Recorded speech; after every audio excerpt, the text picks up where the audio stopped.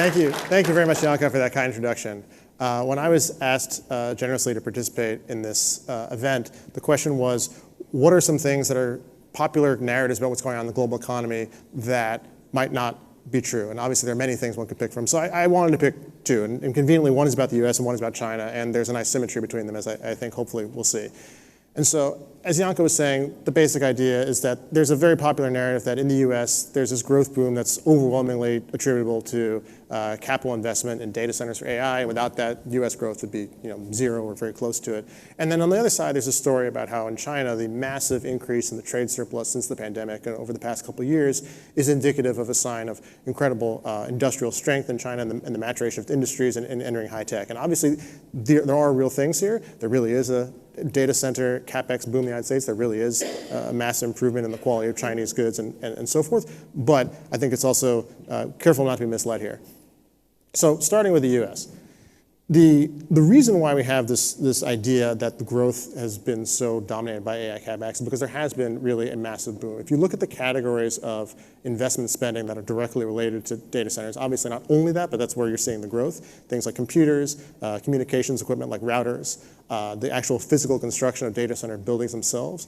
You see this pretty long-term stable trend up until the introduction of ChatGPT at the end of 2022. And then you see this massive hockey stick growth. So the acceleration in spending, particularly on computers and networking equipment, has just been absolutely massive. And if you look at it relative to the size of the US economy, it is very large. The Bureau of Economic Analysis, which produces the GDP numbers, they can do a little attribution of saying, how much is this category of spending going to overall growth? And you can see that for computers, for communication equipment, it's incredibly large. In fact, as of the first quarter of 2026, latest data we have, it's the largest it's ever been. Its contribution to growth, which is all the more impressive because the last time we had this was in the 90s, the US economy overall was growing faster. So this is where that narrative is based. It is based on a real thing. Spending on computers and on data centers is very large relative to the total in terms of its growth trajectory. But is it actually boosting GDP? So I think it's, people say GDP, they talk about a lot of different things. There's three words. It actually matters what those words are. Importantly, the D stands for domestic and the P stands for product. So domestic means it happens within a certain place. It doesn't matter who did it, but it depends where. And then product means that we're talking about something that's being produced, not being consumed or being used. And that is relevant when we're thinking about how these things are counted. Now, globally, everything that's produced and everything that is spent is the same. But in any part of the world, that's not true, right? Obviously, there are places where you don't make everything you need, so you import them. I was on a panel earlier today about autarky. No one is autarkic. There are plenty of things that we like to have that we don't make, so we import them. And there are plenty of things that we also make that we don't necessarily use, and we send them to the rest of the world. Exports, that's trade. This happens all over the world. It makes people better off. But it's important for thinking about, we talk about GDP, if you estimate GDP based on looking at spending, you have to make sure you add in exports and you subtract out imports to avoid double counting. By the way, not every country does it this way. Some countries, they actually look based on what's produced first. If you look at the Chinese GDP data, it's based on industry value add first, and then later you get the information on what the components are. In the US, it's the other way around. There's no, in theory, these should all add up to the same number, but anyhow, bearing in mind. So this matters for the CapEx build out because it turns out that overwhelmingly, the items that are being used as inputs for data centers, all the spending on computers and networking equipment, they're not made in the United States. They're all imported, mostly from Korea, from Taiwan, from other places as well, which is very different from previous booms in computer investment like the 80s and 90s. And so as you can see in this chart here, whereas, say, 25 years ago, business investment in computers largely translated to US production of computers, additional US production of computers, this time it's not the case. It's basically all imports. And that's true, in fact, across these categories. So if you look at the incremental increase in communications equipment spending by businesses, it translates pretty much one for one to higher net imports of communications equipment. Same thing with higher business spending on computers and peripherals, mainframes, all the stuff going in the data centers, higher net imports of those things. So the impact on GDP is not quite zero, but it's close to it if we're looking at the investments. Obviously, there are a lot of other elements too. Like I live in San Francisco. There are plenty of people getting very rich off the equity and bidding up housing prices and so forth. But that's not what people talk about when they say AI capex boom is driving the economy as a whole. So I think it's important to have this perspective of what's produced, what's consumed, what's traded, what's actually we think about growth. Okay, so now looking at this side of things, looking at China. Now, this has been, since the pandemic, that China's trade surplus, depending on what exactly you're looking at, has grown by something on the order of like $800, $900 billion in value annualized, compared to where it was before the pandemic. It's very large. And it's visible across a range of goods that previously was not the case. So for example, here's motor vehicles. In Europe in particular, this is a very live issue, where just a few years ago, China was a net importer of passenger vehicles. Now it is the world's largest net exporter by far. This is showing in units. If you look at it in terms of dollar value, it's a comparable situation, actually more extreme, where before China was a net importer, spending on the order of, say, $40 billion a year on net imports of finished vehicles, many of them from Germany or other parts of Europe. Now it's a massive net exporter, over $100 billion annualized. This is causing a lot of consternation in Europe in particular. Now, there's a story we can tell here that's very straightforward, which is that Chinese motor vehicle producers leapfrogged their competitors in Europe and Japan because they didn't have the legacy infrastructure and plant and expertise for internal combustion engine cars. They went straight to batteries. They have a large domestic industry for making batteries, for making electric motors, and very quality products at an affordable price. That's a very straightforward story. That part's not wrong, but it's not actually an explanation for what's happened here. Because remember, a trade surplus or trade balance of anything is, you can just break it down into four things, which is how much do you produce in your own society, how much do you consume in your own society, how much do people in the rest of the world produce, and how much do they consume. So domestic production in China, has it gone up a lot to explain the rise of this trade surplus? Well, on one hand, yes, it has gone up a lot since the pandemic, clearly. But relative to what might have been reasonably expected based on the pre-pandemic trend, it's actually relatively low. Industrial production in China, I mean, this is from, I think, March, but it doesn't look a lot different if you're looking at May. It's about 7% below where you would have expected based on the pre-pandemic trend.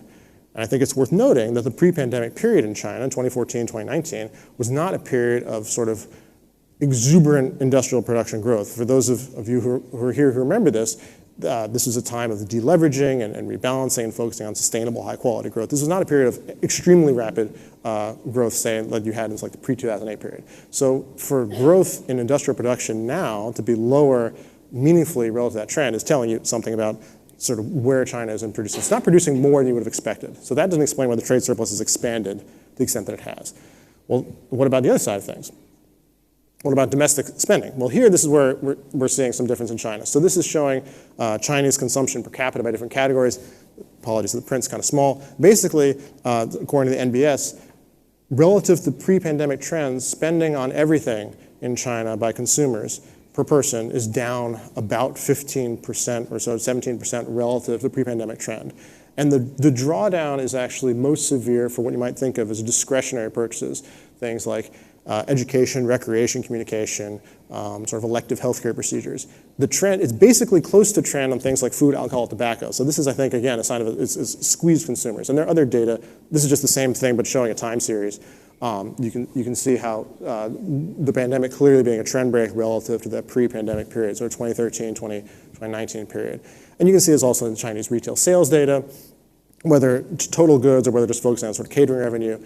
And again, I think this is indicative there was a significant shock relative to trend. And importantly, that drawdown relative to trend is larger than for industrial production. So if industrial production is down sort of 7% relative to trend, and retail sales is down sort of 20-ish%, that can explain a lot.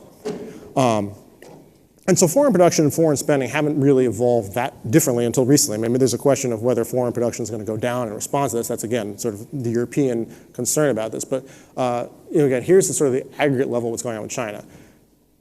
Import spending since about 2022 has been mostly flat in real terms. Exports have gone up a lot, gone up more than industrial production. So to the extent that production has gone up, a larger share of what's being produced in China is being exported abroad. And so one question might be, well, why? I mean, one possibility, of course, it's things that can't be sold at home. So this is, again, looking back at that motor vehicle sales number, kind of a different decomposition of it. So this is showing production versus demand, and the trade surplus, the trade balance is the gap between these two lines. And what you can see is that production and demand both peaked around 2017, 2018. Then there's this gradual withdrawal of subsidies that was planned, announced in advance by the government. Demand and production both fell. Then you have the pandemic, and then demand never went back up, but production gradually did. And production did not surpass the 2018 peak until around a year ago, year and a half ago. And yet the trade surplus expanded, or trade balance, shifted very dramatically from a deficit to a surplus, and a very large surplus during this period when production was still below its peak. And so clearly it's not purely a case of production is rising, that's why the trade surplus is expanding. It's much more production going slowly back to where it had been while demand did not. And I would also note very briefly, I don't have this chart here, but if you look at the composition of China's motor vehicle exports, I don't want to drill too much in this, but it's illustrative. Until like last year, most of the growth in those exports was actually for combustion engine vehicles, not electric vehicles. So even though Chinese EVs are great, that's not actually what was driving the surplus. It was more a lot of ICE cars that were not being sold in China, but the factories were still running and they were selling them elsewhere. And so I think, again, this is kind of a useful perspective for thinking about what is being produced, what's being consumed, how does trade balance out, how does this all relate to growth? Thank you. Thank you very much, Eka. Thank you very much, Matt, for a fascinating conversation. And we will get the chairs ready here on stage. And I would ask Professor Huang to join me here so that we can start our conversation. Fantastic state management here. There you go. So, Professor Huang, you've listened to this now. And Matt has tried to engage in a little bit of myth busting with us. But do you agree with his assessment, pointing out that, for example, China has a massive consumption problem here, and that is the actual story here and not the export story? Well, I very much agree with Matthew on his key message that we shouldn't really be too happy about the strong export growth.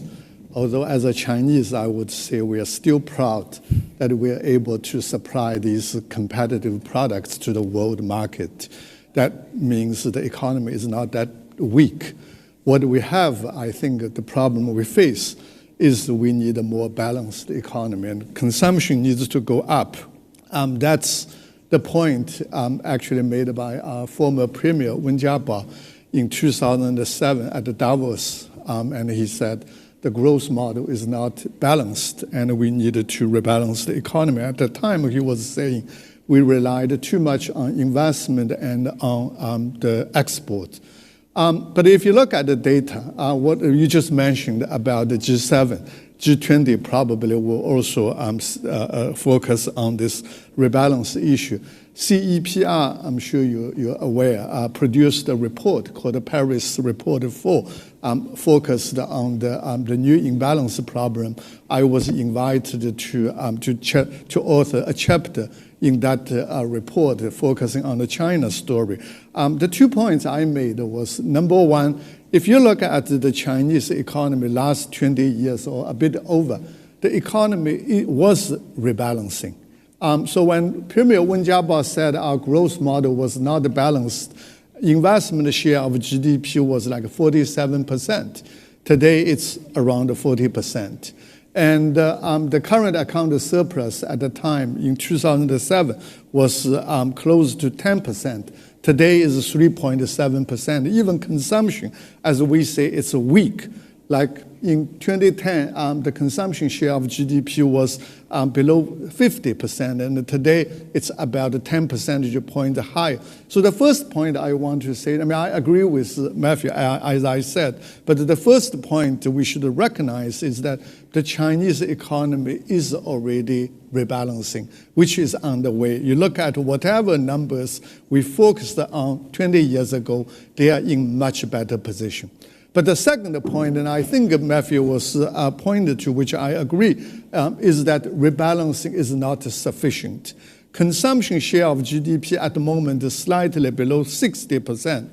Is still too low compared to world average of around 75%. We still need to go further. And that's why we're facing potentially an excess capacity problem. But there are two other issues we're facing at the moment. Number one is China now is a large country economy, which was very different when you look at it 20, 30 years ago. When you're a small country economy, external surplus was less an issue for the rest of the world. I'm not sure how many people in the room are aware Singapore's current account surplus is routinely around 20%, and nobody complained. That's because the Chinese size is large enough and it would have material impact. But the second thing I think, Matthew, I would discuss with Matthew, the reason why our imbalance is a problem, becoming a bigger problem, is because the rest of the world is having a bigger problem in adjusting their economic structure. You look at the U.S. complaints about Chinese exports. I mean, in many ways, they actually benefit from it. Matthew was trying to look at the GDP numbers, whether the data center investment is contributing to GDP. I would say to a certain extent, it certainly is contributing to rapid growth or booming of the U.S. economy. You look at it today, the U.S. is way ahead of many other developed economies. It's benefiting. But the main problem is that, number one, there's a structural issue. People talk about when Secretary Yellen came to our school 2 years ago, and the first thing she complained was about the blue-collar young workers in small towns. And that was obviously a result of trade adjustment, and the U.S. had difficulties for making that adjustment. So I think I agree that this rebalancing is an issue we needed to look at. China needed to boost the consumption in a much more aggressive way. But how to work together with the rest of the world is a challenge faced not just by China, but also the other economic partners.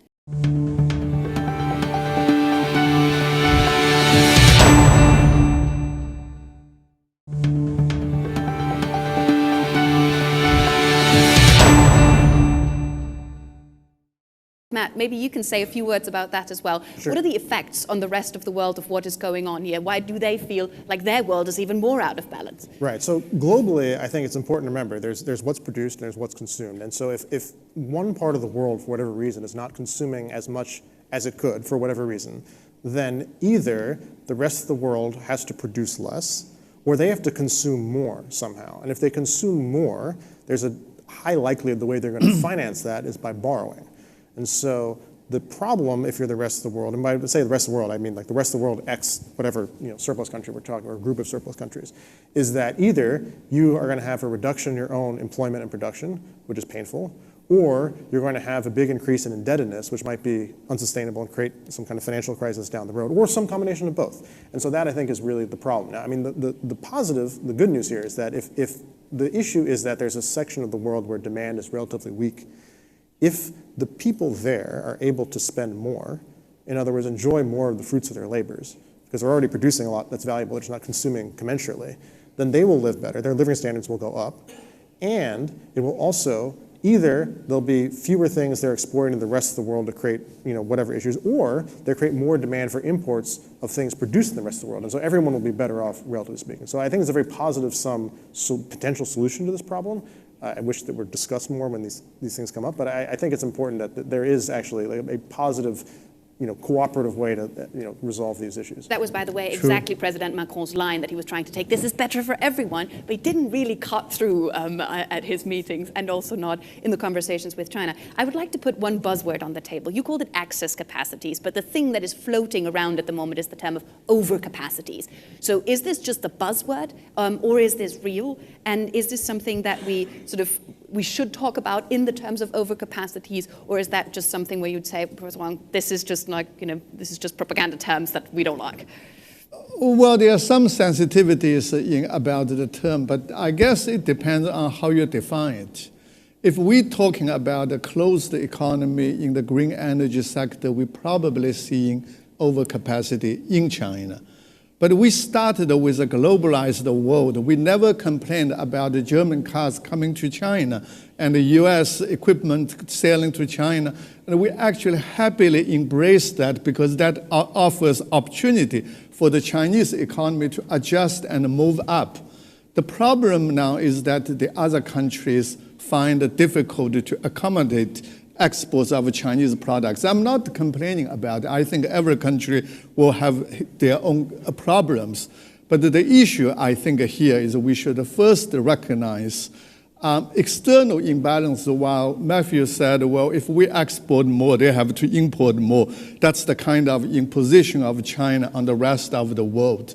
The critical issue, as economists, we would argue, your external deficit or surplus is actually determined by your domestic decision, which is investment and a saving imbalance. If you save little and you want to invest and consume, obviously you will have to run a large deficit. And that's the problem. I think it's a two-way street.